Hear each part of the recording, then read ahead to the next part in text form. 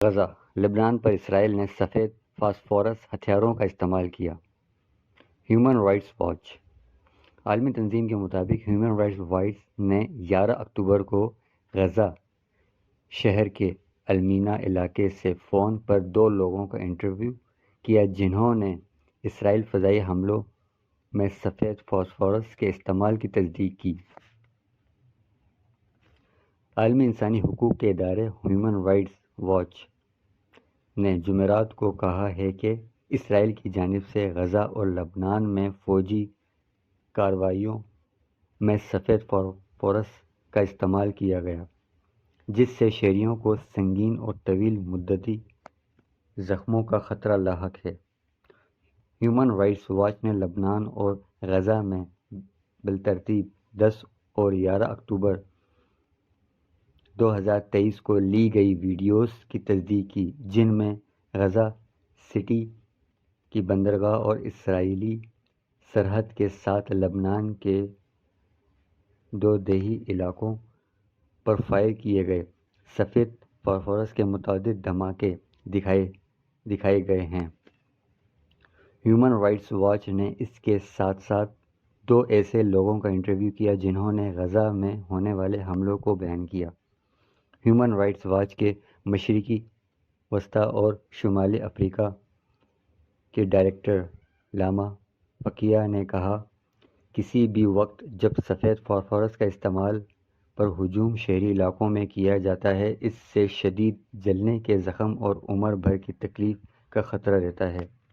سفید فاسفورس کا استعمال آبادی والے شہری علاقوں میں غیر قانونی ہے، جہاں یہ گھروں کو جلا سکتا ہے اور شہریوں کو شدید نقصان پہنچا سکتا ہے۔ ماہرین کے مطابق سفید فاسفورس شدید آتشگی جیسا اثر رکھتا ہے، جو لوگوں کو بنیادی ڈھانچے، کھیتوں اور دیگر شہری املاک کو جلا سکتا ہے۔ دنیا کے سب سے زیادہ گنجان آباد علاقوں میں سے ایک غزہ میں سفید فاسفورس کا استعمال شہریوں کے لیے خطرے کو مزید بڑھاتا ہے، اس لیے یہ عمل شہریوں کو غیر ضروری خطرے میں ڈالنے سے متعلق بین الاقوامی انسانی قانون کی خلاف ورزی ہے۔ عالمی تنظیم کے مطابق ہیومن رائٹس واچ نے 11 اکتوبر کو غزہ شہر کے المینا علاقے سے فون پر 2 لوگوں کا انٹرویو کیا جنہوں نے اسرائیلی فضائی حملوں میں سفید فاسفورس کے استعمال کی تصدیق کی۔ حملے کے وقت دونوں عینی شاہدین میں سے ایک اس وقت سڑک پر جبکہ دوسرے قریبی دفتر کی عمارت میں تھا۔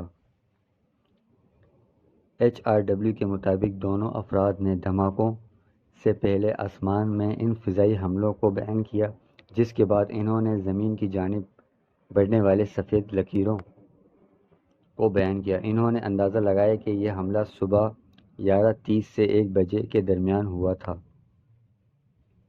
دونوں نے کہا کہ حملوں کے بعد فضا میں فاسفورس کی شدید بو پھیل گئی تھی۔ بو اتنی شدید تھی کہ اپنے دفتر میں موجود شخص نے بتایا وہ سانس لینے کے لیے کھڑکی کی طرف بھاگے اور پھر حملے کی فلم بندی کی۔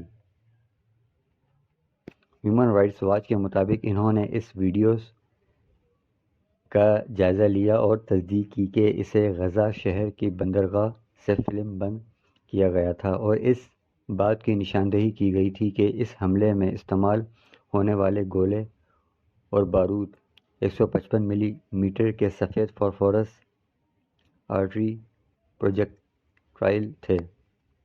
ہیومن رائٹس واچ نے 10 اکتوبر کو اسرائیل لبنان سرحد کے قریب 2 مقامات سے لی گئی 2 ویڈیوز کا بھی جائزہ لیا۔ ہر ایک حملے میں 155 ملی میٹر سفید فاسفورس آرٹری پروجیکٹائل کو دیکھا جا سکتا ہے۔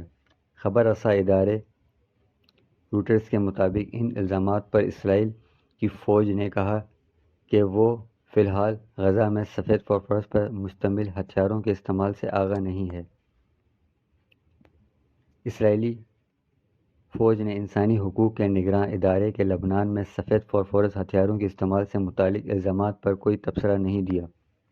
اقوام متحدہ کے ترجمان کا کہنا تھا کہ اسرائیلی فوج نے بتایا کہ وادی غزہ کے شمال میں تمام فلسطینیوں کو 24 گھنٹے تک انخلا کر کے جنوبی غزہ کا رخ کرنا چاہیے۔